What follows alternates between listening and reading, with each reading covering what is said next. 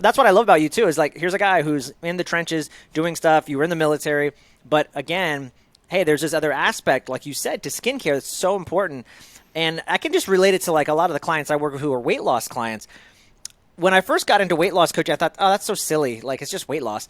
But yeah, it might be, but it's so transformational because when you wash away the weight, you have self-esteem, self-confidence. You feel more vibrant. Your soul, your energy, that quantum being, you project so much more into the world, and then you can go out and actually start living your highest version of you. So that's what you are actually doing. You're reverse engineering, getting people by focusing on their skin. You're actually healing them from within. So I love that.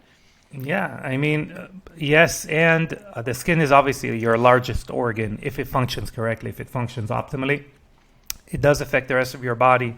It has direct highways that are connected to your HPA, which is like the center of your brain that controls like how you react to stress and it releases hormones, etc. So, I mean, if we have our skin functioning suboptimally and creating inflammation in the body, etc., you're going to feel it. You're going to feel it as part of your sluggishness, brain fog, inflammation, etc. So, yeah, we are affecting how the skin works, but the effects of that healthy skin is actually traveling further than the skin.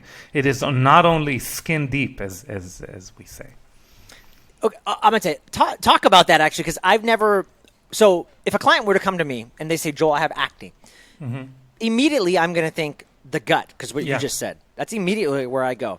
Now, I have no idea if there's studies or if you've seen just anecdotally, like if you start treating the skin first, not the gut, is there some kind of symbiotic relationship, or will the gut sometimes, or does it actually heal as a byproduct? I have no idea. I think it's a great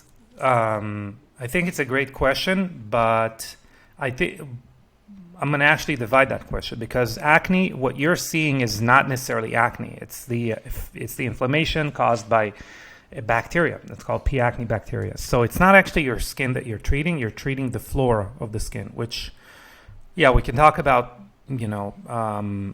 why that is important, but this is a more of a biomarker for what's going on in your body that's not functioning optimally. And by the way, it doesn't have to happen from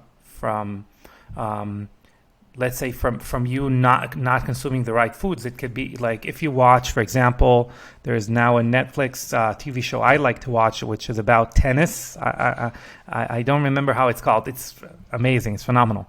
And you see a lot of people there, a lot of athletes there with acne.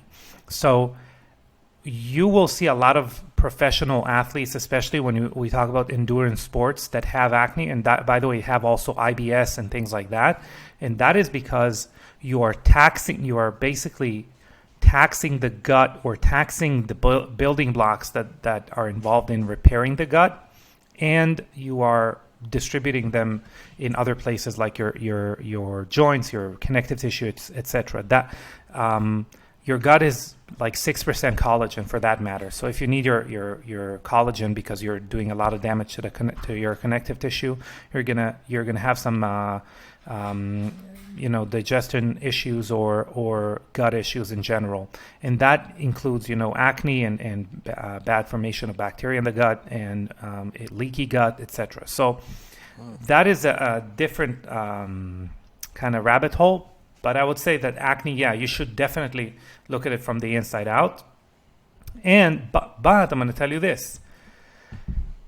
If you are, especially for an active person, if you're not doing everything that you can in order to have your skin release toxins as much as it can, and acne would be a reflection of that inability to release toxins well, because they get trapped basically, that is something that is extremely important as far as your health and well-being, and we can go on, like if you're bloated, or if your skin is if you're puffy, that would point to bad lymphatic drainage. There are many things that we can look at as a byproduct of malfunction in the body. But we can also look at something else, for example. We can look at how our skin ages and what happens to the skin when it ages and how it affects the rest of the body, which is kind of a top-down type of outlook, or outside in. And when we grow older, organs that are required for more turnover, for more repair, they accumulate something called senescent cells, which is one of the hallmarks of aging. It is, if you would, it's one of the things that describe what aging is. So if you think of different disease, like a tumor, okay, or I don't know, you can think of any disease that you want, cancer or whatever. Yeah. Cancer, you could look at cancer and say, okay, it is being expressed in these different things, but it's very obvious what cancer does to you. Same thing with aging. There are 10 different phenomenons that are together, they comprise of what aging is. And one of the most important one is senescent cells, which are also called zombie cells, because they basically end their productive life, but they stick around, they create a lot of inflammation, and they infect other cells in that inflammation. Guess which organ has the most amount of them? If you guessed the skin, you're correct, because it's the skin, because your skin is being exposed to a lot of stressors, a lot of aggressors from the environment.